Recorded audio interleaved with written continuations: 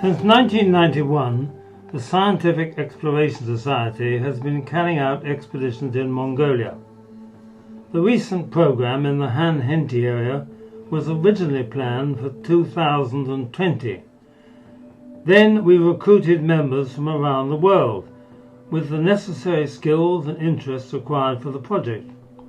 Professor Turbish and the staff of the Great Genghis expeditions planned the scientific and community aid program in conjunction with the National University and gathered a group of Mongolian scientists to supervise the archaeological, botanical and zoological studies.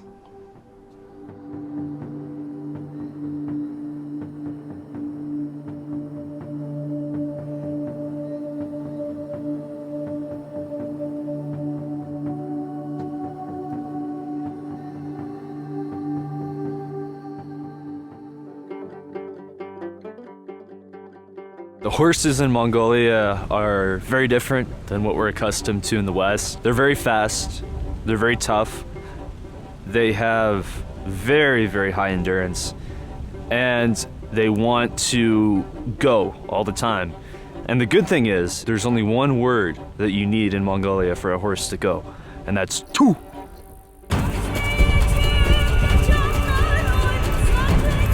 Tu!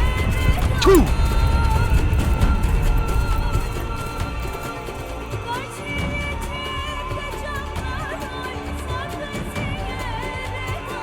The sky, the steppes, the beauty. This is Mongolia, and this is why we are here. It was essential that all members could ride, and some who had not been in the saddle since childhood had to take lessons. Basically, we aimed to create a team of enthusiastic, fit and compatible people, which indeed we did.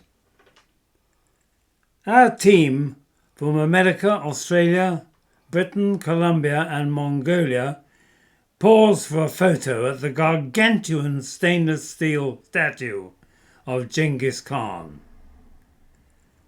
Rising 40 meters, it is the largest equestrian statue in the world, and one can go inside and climb onto the horse's neck.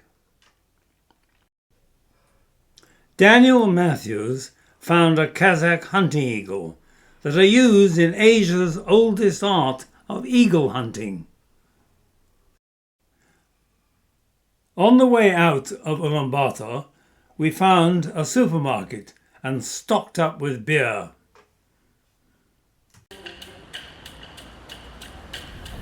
The expedition's aim is a mixture of community aid and scientific work in conjunction with the National University in Ulaanbaatar.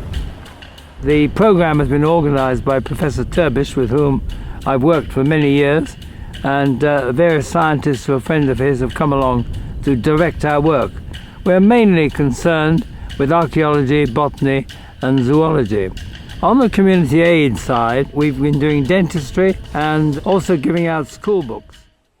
Jack Fisher, a talented American filmmaker, came with his drone, which, together with one provided by Australian Gabriella Welsh, proved invaluable, and so we moved into the field.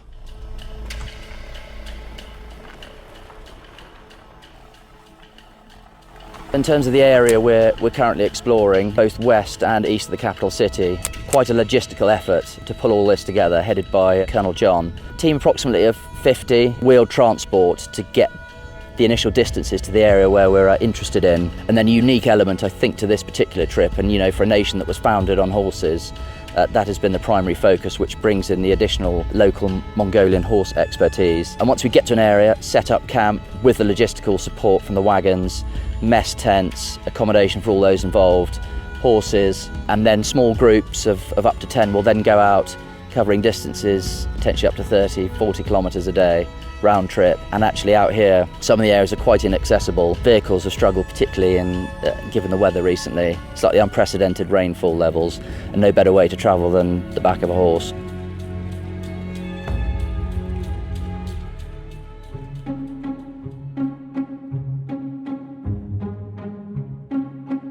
Historically, horses were the only viable means of transportation within Mongolia, and they were also really the only effective means of herding, livestock over large distances. And so now you have motorcycles and you have cars and you have all these things, but horses are still really valued, and when it comes to wealth, often it's still measured in horses. I think the reason for this is that, for one, horses were valued historically, and also horses are seen as a symbol of the country and of the aspirations of the Mongolian people. Mongolia is a place with very few roads, and even in places that are close to roads, there are often high mountains and very, very rough terrain. Cars do not really do well in these areas. Particularly when it comes to observing animals, and we found that there are many species which we've been able to see using horses, which we would not have otherwise. On the 30th of June 2023, our expedition began in the Hustein National Park, which is about 100 kilometers west of Ulaanbaatar. There we were to study the Przewalski horses and carry out archaeological and zoological tasks. Gabriella's drone was especially useful.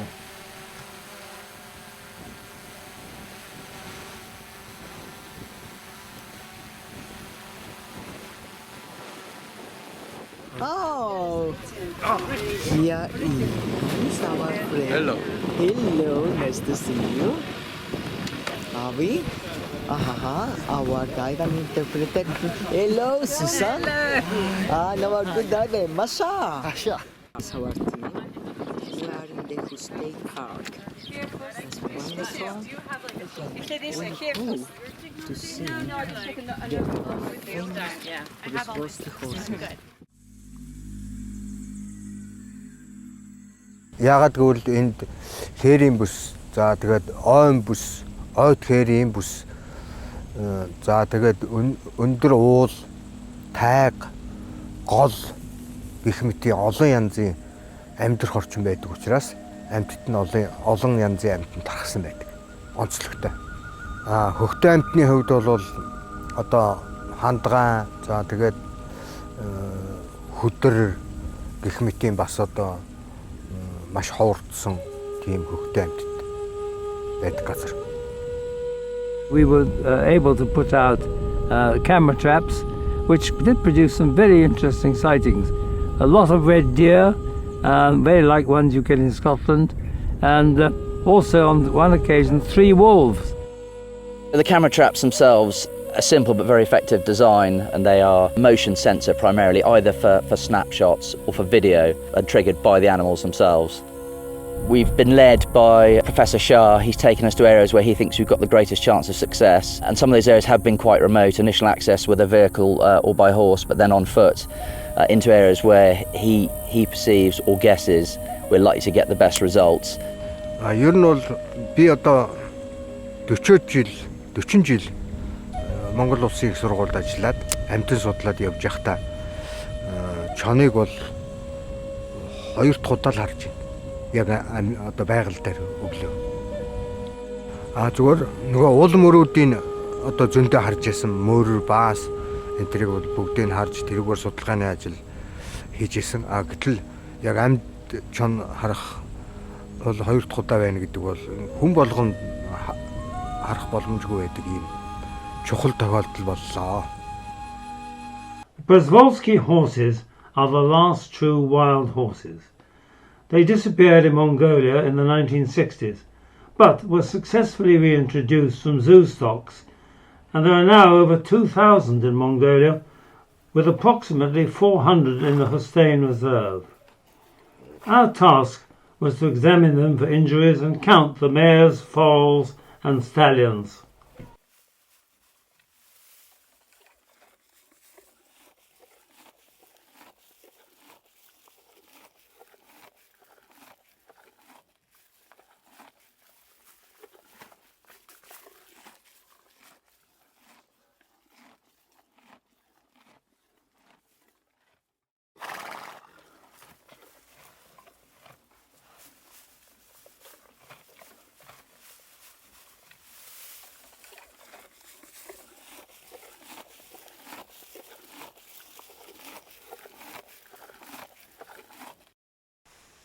We had some unexpected rain, and very soon one of our buses was bogged down.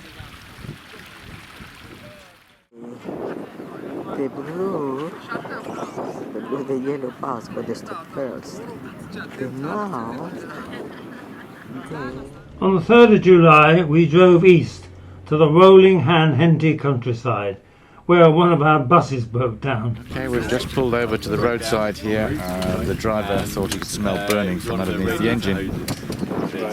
Rather ingeniously, he's jacked it up by rolling it or driving it onto a couple of rocks under the front wheels, and now examining the whole thing. And without doubt, we'll be back and running again within 15 or 20 minutes, as always seems to be the case. They're very adept at keeping things running here. And between us, and not calling in professional help or looking for new vehicles. but we have contact by radio. They're waiting for us further up the road, yes. Yes, okay. How far they are from here? Less than 2 kilometres. To assist the Velu Foundation Library for children forced to live under difficult conditions on the outskirts of Ulaanbaatar, we presented a $1,000 cheque.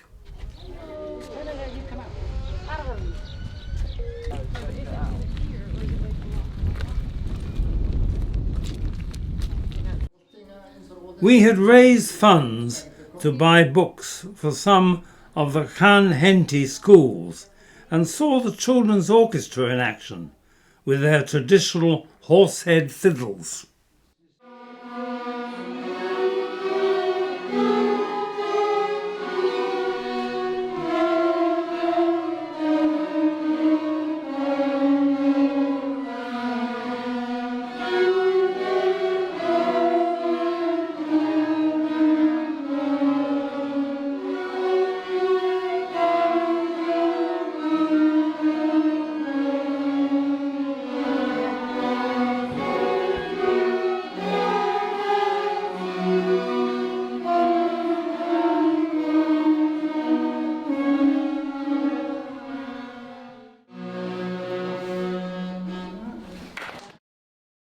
On the 5th of July, we met our horses with their owners and selected mounts most suited to the ability of our riders. And the difference between the European horse and the horses we have at home and just the way we manage them, it's almost worlds apart. The approach to animal welfare and husbandry is different here. I think they need to be tougher. They don't have the luxuries that we have at home. These horses are brilliantly hardy, covering up to 40 or 50 kilometres a day without shoes on over rough terrain. They seem to do well on the grass. They all look in good condition, but just seem to cope with the mileage significantly better than you would ever see on a European horse. And I think that's testament to the way the horses here are managed by these guys. Their expertise is second to none in managing horses in a way that you just wouldn't manage them at home.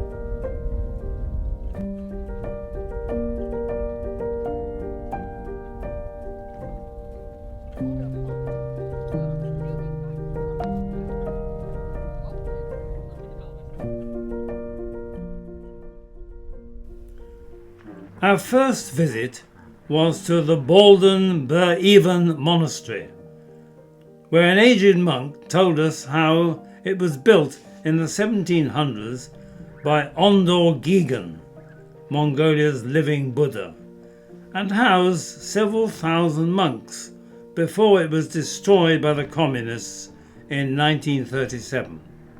However, The local community, believing it to be the holiest place on earth, have partially restored it.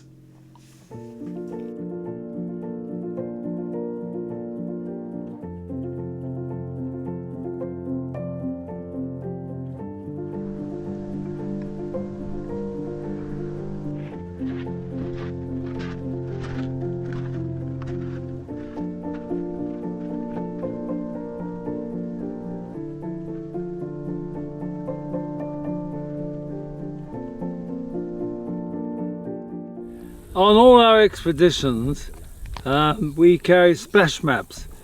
These are specially produced by a company in Britain, and we've got a set here which covers the area we're now in. In fact, the one I'm holding is of this particular area where the deer stones are standing.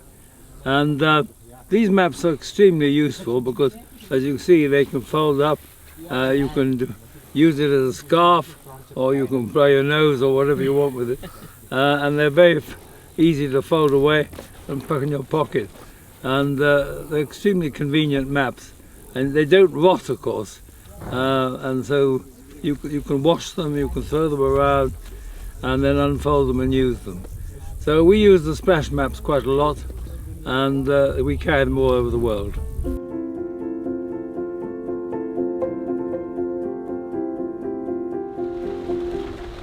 Once settled with our horses, we rode out to our task sites.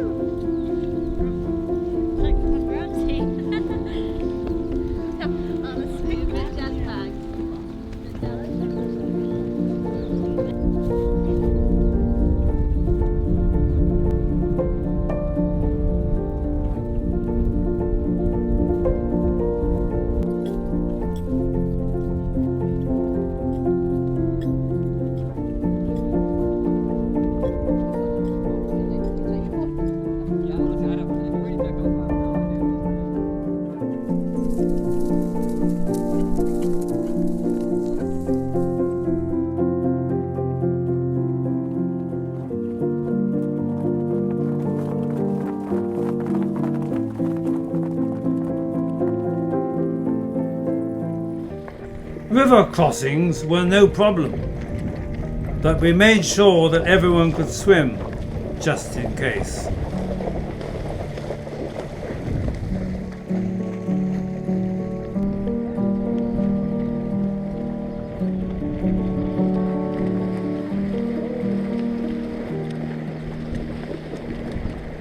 You like this, it will wash the flies away.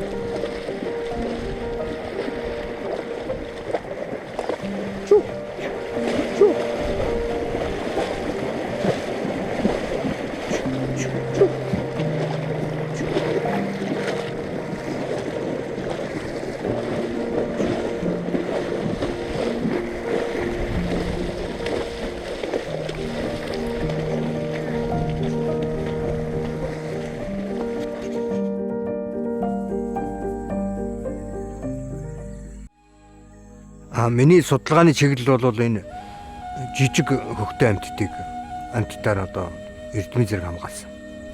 Эдгээр амьтд болохоор нөгөө тухайн экосистем дотор яг суур нь болж өгдөг.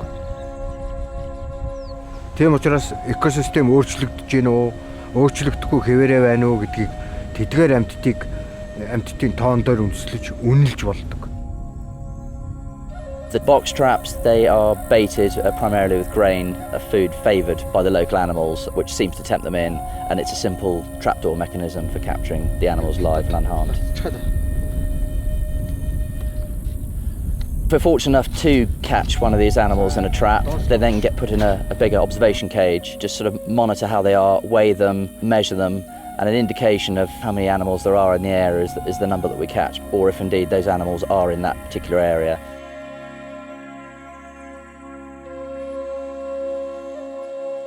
Судалгааныхаа үр дүнг боловсруулахад одоо юу гэдгийг зөвхөн өөрийнхөө судалдаг амьтан биш.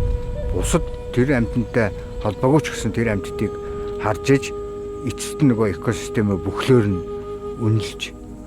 үнэлэхэд одоо хэрэг болдог учраас заавал өөрийнхөө юмыг өөрийнхөө судалдаг амьтныг хараад яваад байна гэсэн үг биш. Dr. Thurn, a leading botanist at the National University, directed the Botanical Research. 40 жил багшилж байна. Ургамал судлалын багшаар ажилладаг. Монголын бүх аймаг сумуудаар ургамлын судалгаа хийж оюутнуудтай хамт явсан юм аа.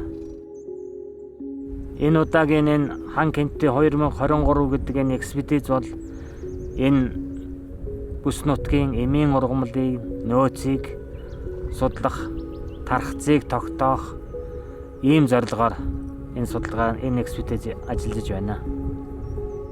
Нөгөө нэг зорилго нь болохоор энэ малын нөлөө ургамалд хэр зэрэг байна гэдгийг бас одоо ажиглаж судалж байна. Малын нөлөө, бэлчээрэлтийн нөлөө. Сүүлийн жилүүдэд малын тоо нэлээд өсөж байгаа болохоор бэлчээрийн одоо өв сургамал нэлээд их багасж байгаа нь ажиглагдаж байна.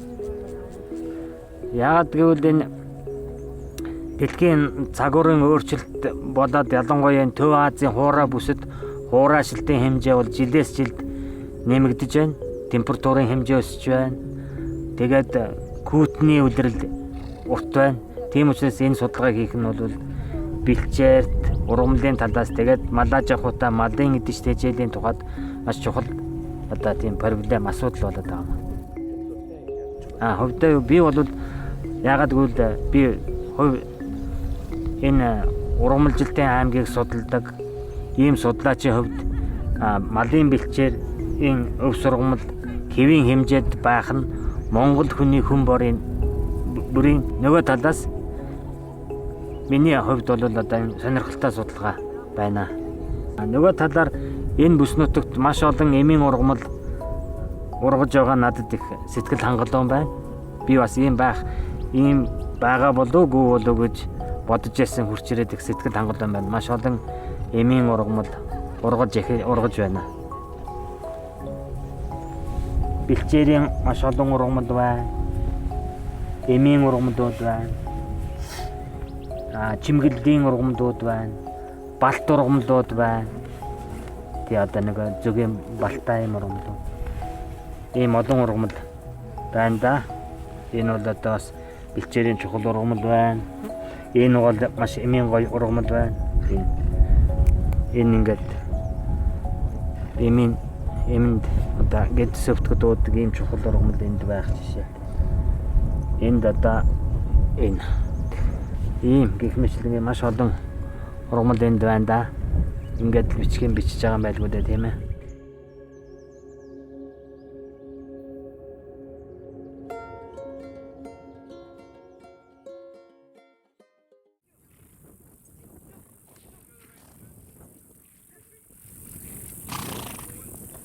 My old friend Ian Daniel led the study at the site of an ancient campsite alleged to have been used by Genghis Khan. Behind us is a wall which runs from the edge of the valley there right the way around this area.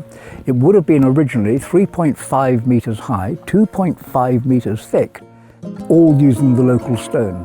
And there are 4 hills around here which would have been used as lookout posts, so quite a major settlement. We're looking for other plants here and came across this tree, which is not, as we guess, or our experts guess, native to the area.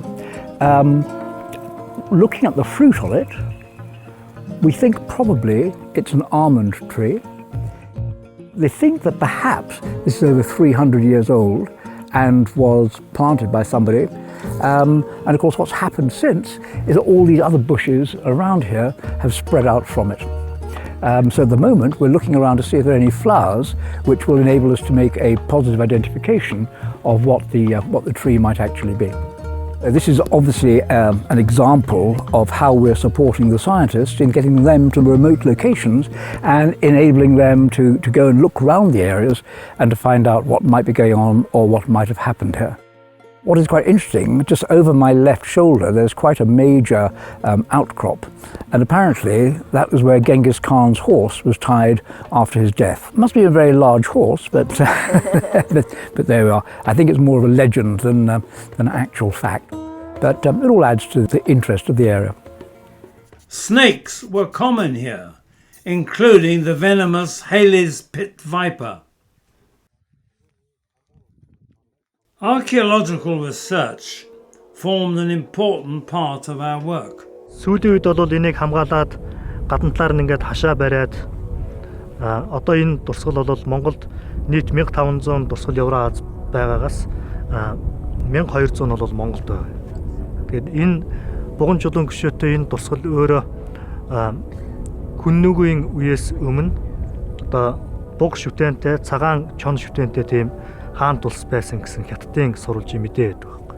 Тэгэхээр энэ бол хүннүгээс өмнө оршиж байсан Монголын одоо хамгийн эртний төрт улсуудын үлдээсэн дурсгал. Тэгээ Монголд хамгийн олон тоотой байгаа учраас энэ бол Монголын одоо хамгийн анхны төрт улсын дурсгал учраас энийг хадгалж хамгаалаад тэгээ гадна талаар нь хашаа хайс бариад тэгээд ЮНЕСКОгийн соёлын өвд бүртгүүлэхээр манай судлаачид ажиллаж байгаа. Яг тэгвэл Монголын хамгийн анхны төрт улстай холбоотой юм маш олон тоотод харагдсан юм археологийн дурсгал учраас. Here we are standing over a prehistoric grave, slab burial, and these are deer stones which are characteristic of the Mongolian steppe, and they are completely covered with deer ornamentation. These are Bronze Age, and this is a very special one because it has a face over here on the top, and these are thought to represent some kind of human form, even though it's decorated with a lot of reindeer and other animals. And it has a belt, a shield down there, and this is the head. And this is only 1 in 10 in the world that have head ornamentation on them, on the top.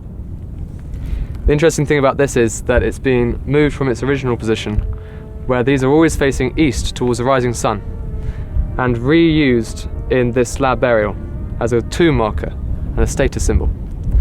And so we don't know exactly where this has come from, even though it would have probably been around here. So here again, just like on the other rock, but less so because it's thicker, you have a lot more, you have also the horse rubbing against it, scratching an itch. It just shows how long it's been out here, that these horses have used it. Because there's not so many trees to rub against. If you want to get an itch out, it'd be on this. And over here, on this side, we have the shield with its chevron shape made out well in the shadows, coming down, and a line, a spine coming up.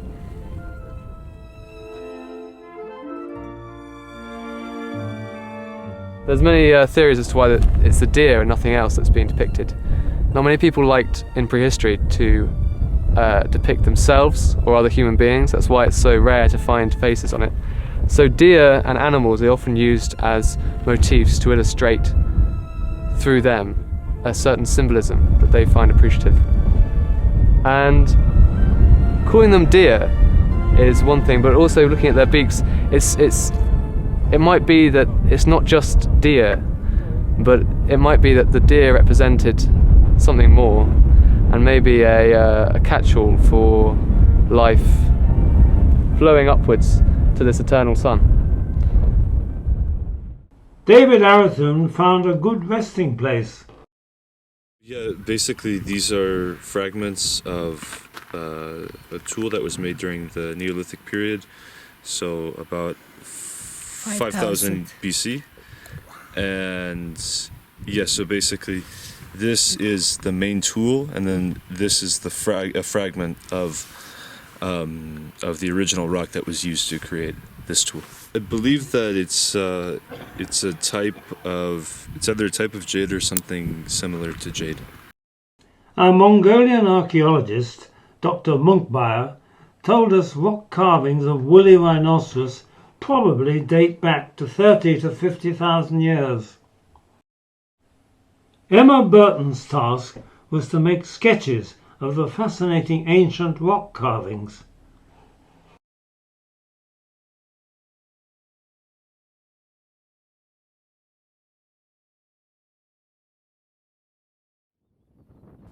Dowsing techniques were used to locate Bronze Age burials and greatly pleased Dr. Mukbar. Perfect. Perfect.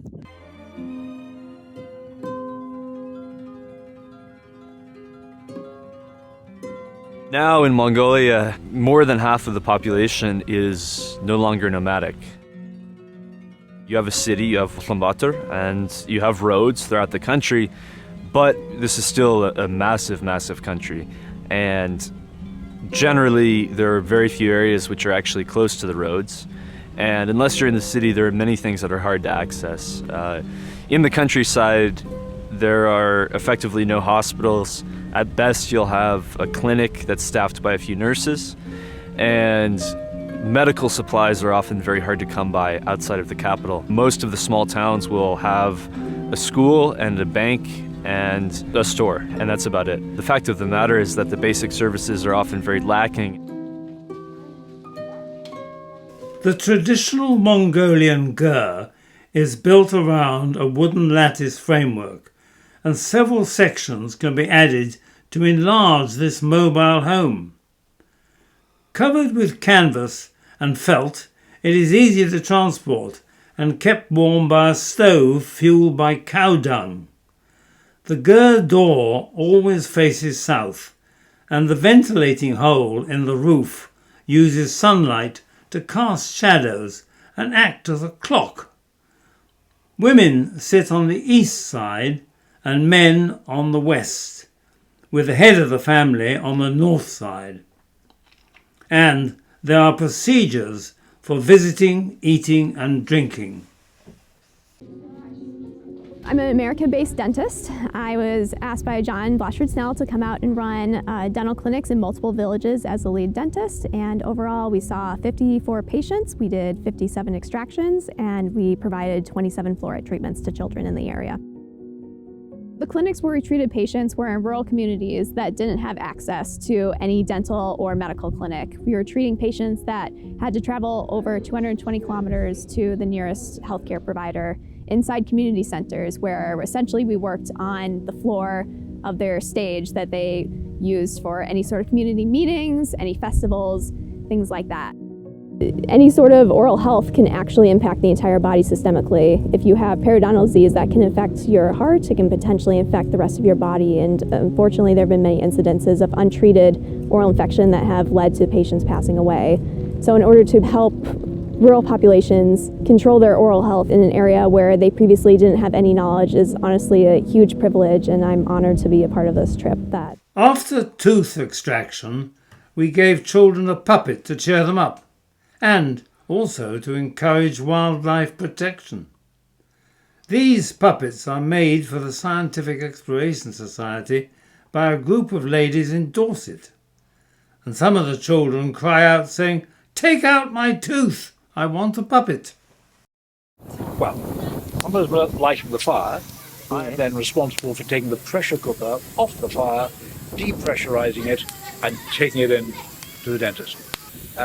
We've seen a lot of Mongolia, a lot more to see. The writing's been good, but I must say it's made me feel my age, which is perhaps not better. But other than that, it's all good.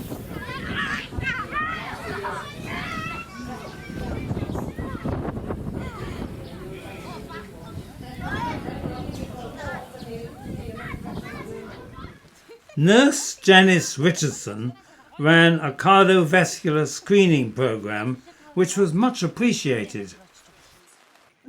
Janice is doing here the clinic. She's taking blood pressure. The distribution of reading glasses is always most popular.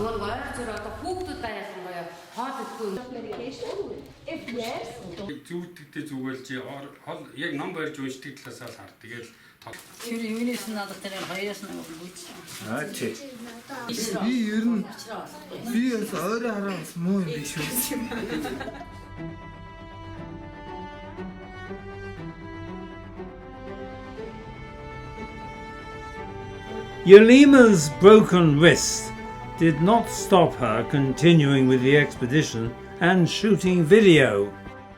Our medical team did a splendid job.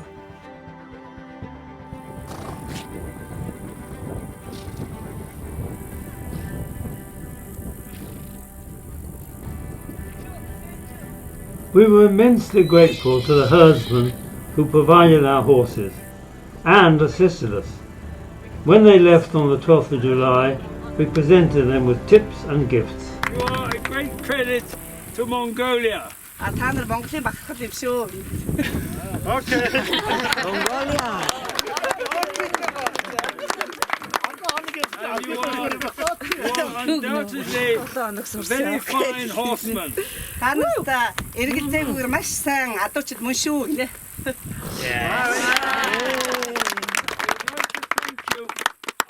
small gift from our members for your kindness and help. За та нар тусалсанд баярлаж, сайхан сэтгэлтэй байсанд баярлаж, манай группээс би цаан бэлэг таанд өгөө хүн болгонд гэж байна. Мөнгө шагаа. Мөнгө шагаа.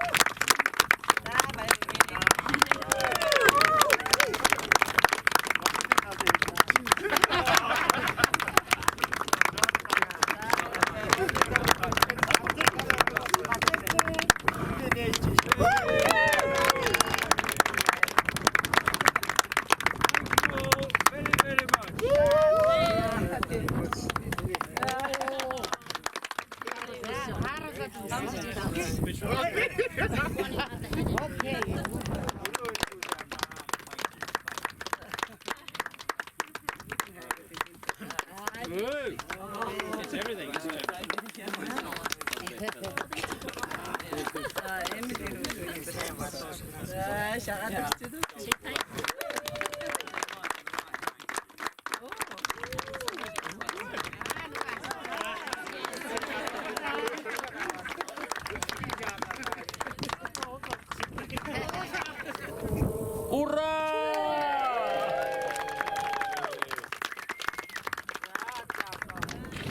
Free at last, the horses returned to roaming the steppes.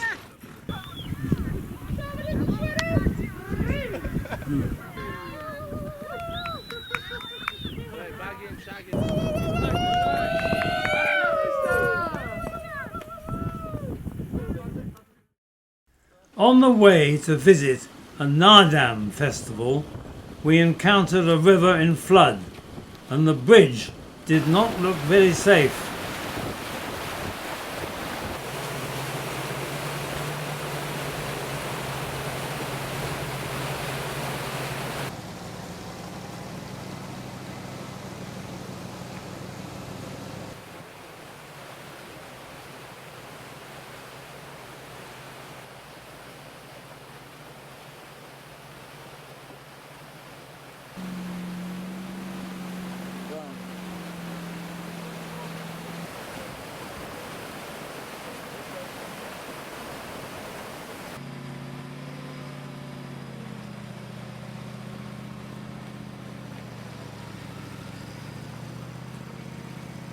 The owner would not allow our baggage and kitchen trucks to use it. So, on their own initiative, the drivers decided to try to ford the river.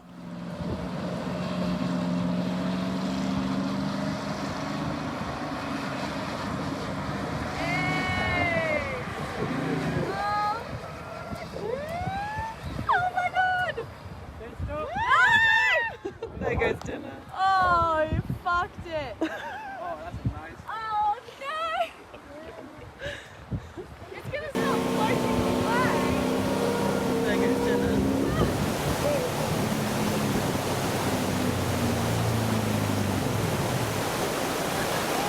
No, go back to...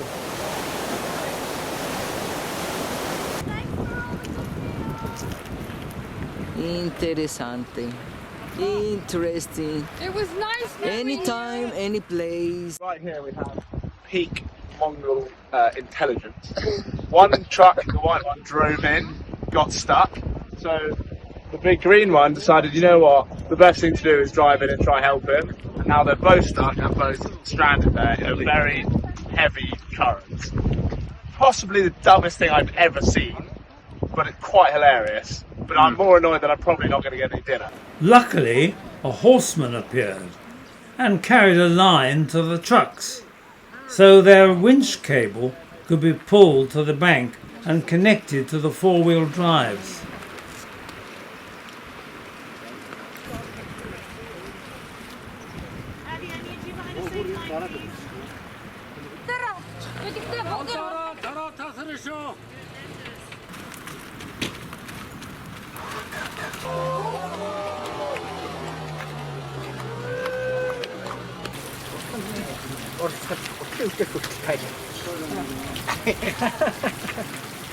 Now we had to get a line to the kitchen truck and repeat the process. Very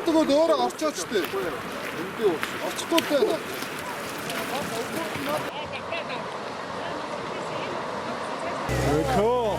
Well done. The same system.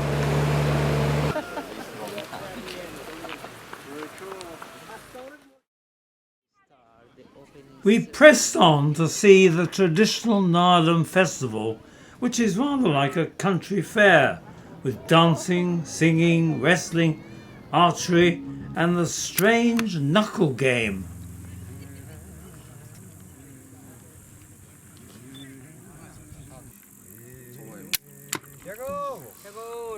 We're just standing right in the middle, being shot at.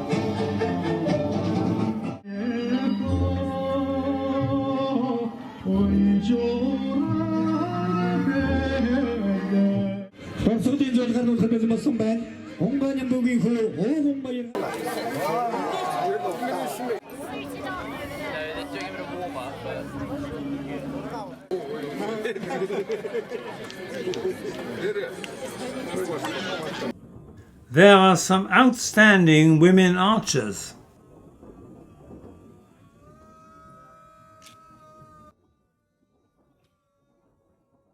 The highlight is the horse racing. It goes for up to 30 kilometers, with jockeys around 5 to 13 years old, often riding bareback.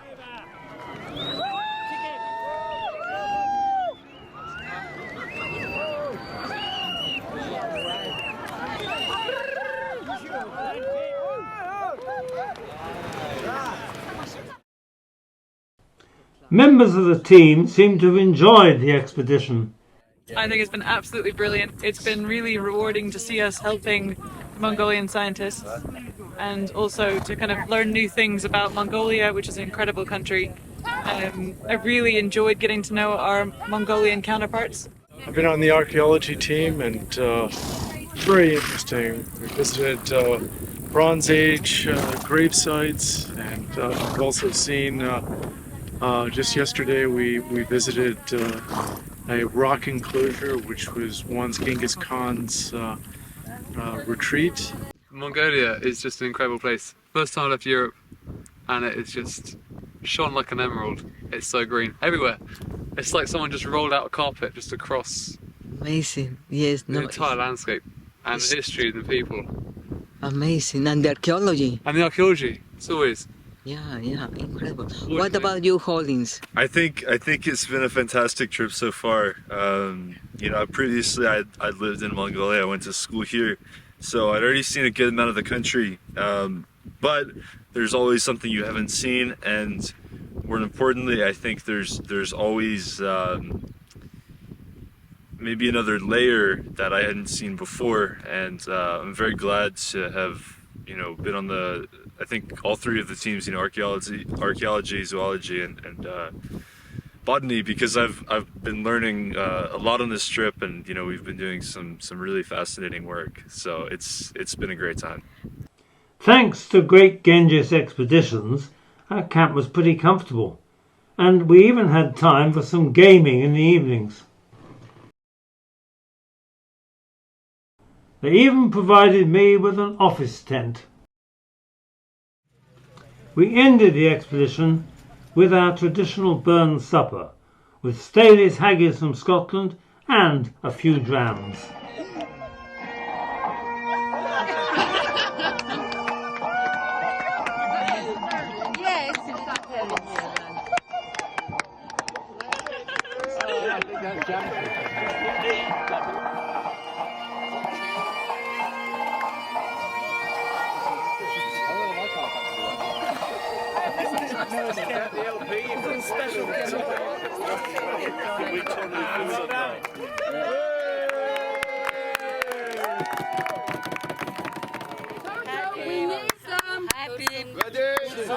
We also celebrated Abby's birthday.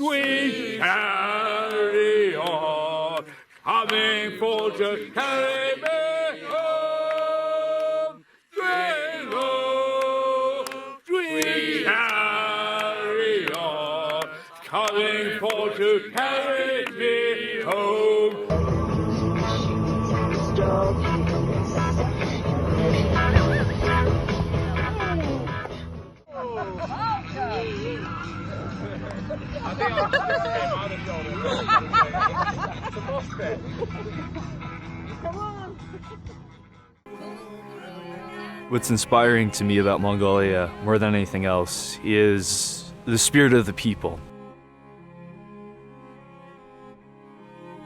It's a very inspiring culture for me personally, not only in terms of the traditions and the reverence that people have for them, but also in terms of the values that people have, the hospitality they have, the courage that they have, and so on. Mongolia is somewhere which is wild in the best way. It's not a brutal place at all. You know, it's filled with people who are very much caring and very much devoted to their country. Having lived in Mongolia before and then returning to be part of the Khan Khentii 2023 expedition, I have actually gained something new. I've gained a new perspective on Mongolia, actually maybe one which I didn't expect. I think it's really been quite something to work with the scientists and to look at things in a different way, to look at all these wildlife as really, you know, quite valuable, and to look at these archaeological sites and learn and study just how much has happened here and just how much we don't know. For me, it's been a fascinating experience.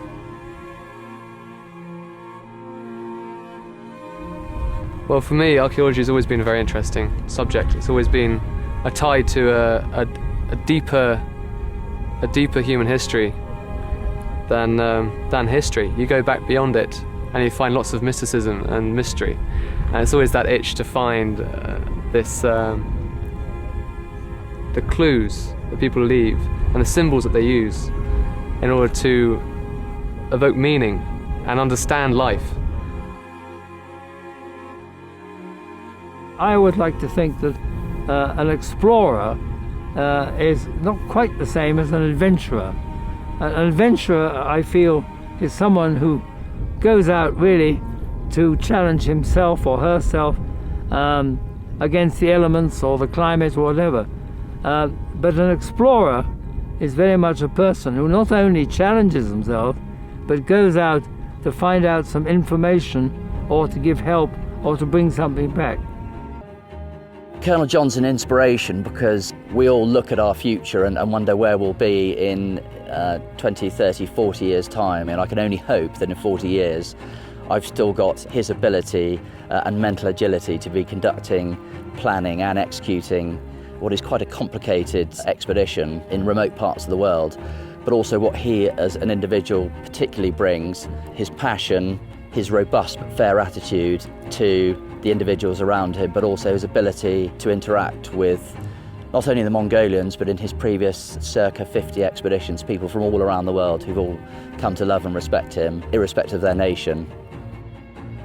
I think it's his enthusiasm which has been the main driver, and just the way that he interacts with all of us has been an inspiration. I think if you can be half that in 40 years from now, then you're getting somewhere close to being the great man that he is. We were extremely grateful to the SOS Clinic Ulaanbaatar for their most efficient help and support. Back in Ulaanbaatar, we had a farewell dinner on the 16th of July, and we thanked our most patient and cooperative Mongolian scientists. With much help from our Mongolian friends, the expedition achieved its aims and objectives. I like to think we provided some valuable support for the local people and the National University. Hopefully, other expeditions will follow and do likewise in this land of the eternal blue sky. So my advice to you is to go out, see the world, meet the people, see what they have to say and try to understand them. And at the same time, yourselves, try to make the world a slightly better place.